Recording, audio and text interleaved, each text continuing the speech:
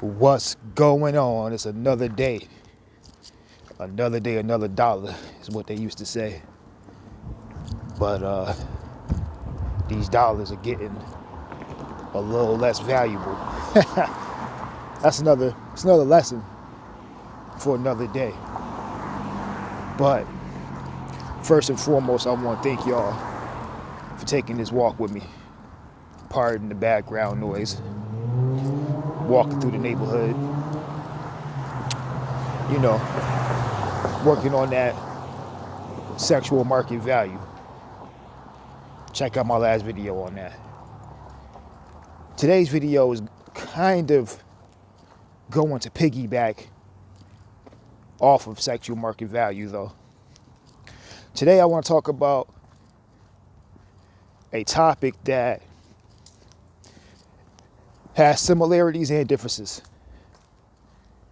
when you're married compared to when you're single. We're going to talk about female validation. Should you or should you not? Now, I am of the belief that validation is acceptable. Definitely if you're married.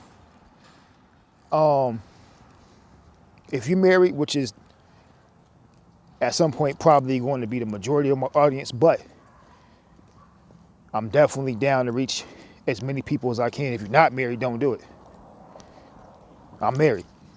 If you don't know that, check some of my prior videos. But yeah, I'm married, 36 years old, almost 8 years. And I would tell the 27 to 25-year-old me, don't do it. And I would make sure that that version of myself listened. But that's neither here nor there. Validation. I believe it's necessary to a certain extent, whether you're single or married. Now, we're talking about us men giving validation to the woman. Once you get married, you have to understand that in real world terms, as well as references that were made in the Bible, the woman becomes a part of you. She represents you, basically. This is why traditionally, and I say traditionally very loosely, because I'm not going to say a specific category or a specific word, because I do hope to become monetized one day, giving away this free knowledge. But a certain sector of women trying to change the terms of what tradition means now. So I say traditionally very loosely. Back in the day, a woman would take man's last name because now she has become of him. She represents him, right? So now think about it. Who else does that? Well, most of the time, traditionally, when you have kids with that woman, those kids have your last name because they become of you, because they came from you, right? So the female is just an extension. So I know some people are not going to like this, but for lack of better words, your wife is almost like a grown version of your child. You should be molding her to be the perfect representation of yourself. When people see your wife, if they know that's your wife, they should be like, for instance, man, Pete's wife is good people. So I know Pete is good people because she represents him. Same way they would say that about Peter Jr. or Matthew, my sons, right? When they see my sons, they should say, oh, Pete must be good people because his sons are good people.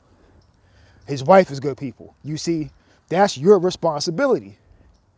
So if your wife or your kids are running around and they're not representing you well, that's on you. That's not on them.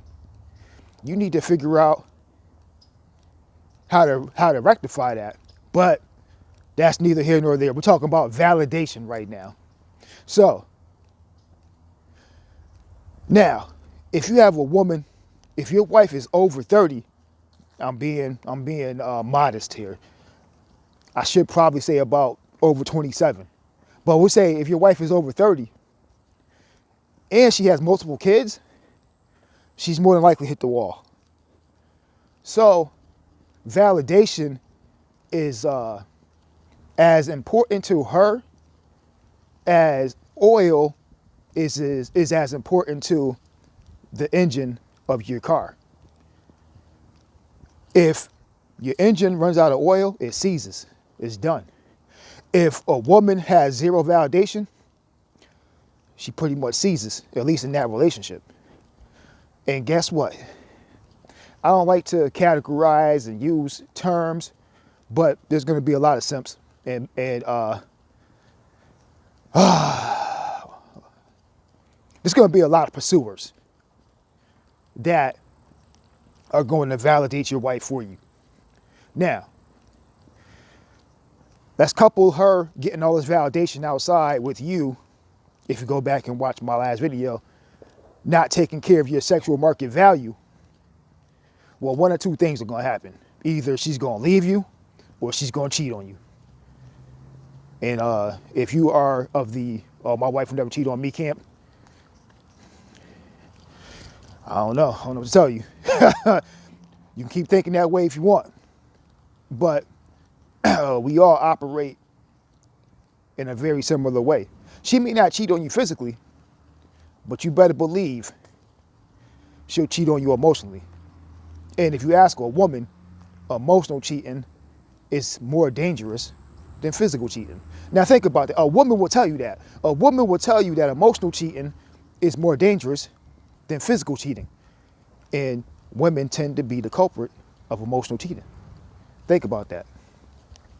So if you don't validate your wife, she's going to cheat on you. Physically, emotionally, or both. Now, how do you validate your wife? Well, you have to know her. Now, I don't know how long you've been married, but I would assume you've been married long enough to know in which ways she needs to be validated. And if you don't know, she'll give you hints. Now, if she's already given you hints and you've ignored them, you're going to have to try to figure that out, or you're going to have to talk to her because, you know, you're behind the 8 ball. But, oh man, see, okay. But validation is necessary. It's necessary. She needs to know that she is doing the right thing. She needs to know that she's worth something. Validation is equivalent to a woman's worth in her mind. You see? Now, let's think about it this way. Say your sexual market value is high and hers is not so high because she's hit the wall. She's put on about 50 pounds since you met her. It's all the kid's fault, not her fault. And, you know, her sexual market value is not that high. Well, a woman's sexual market value is always going to be mediocre because there's always going to be a guy that's going to gas her up for what he can get. But she knows when she looks in the mirror, her sexual market value is not high. Her own self-worth is low. You see, that's the most dangerous woman. And if you're in that situation, you need to read her. When she's low, you need to validate her. But don't overdo it. Don't over-validate. Because if you over-validate, then she's going to stop working. She's going to be like, well, all right, I got this. You see, you have to keep her, and for lack of better words, you have to keep her comfortable and uncomfortable at the same time. hitting 10 minutes. So I'm gonna wrap this one up. Like I said, I like to give y'all bite-sized nuggets, not the whole buffet. Don't forget to like, comment, subscribe, and if this doesn't pertain to you, it pertains to somebody you know. Share this message. Blessings.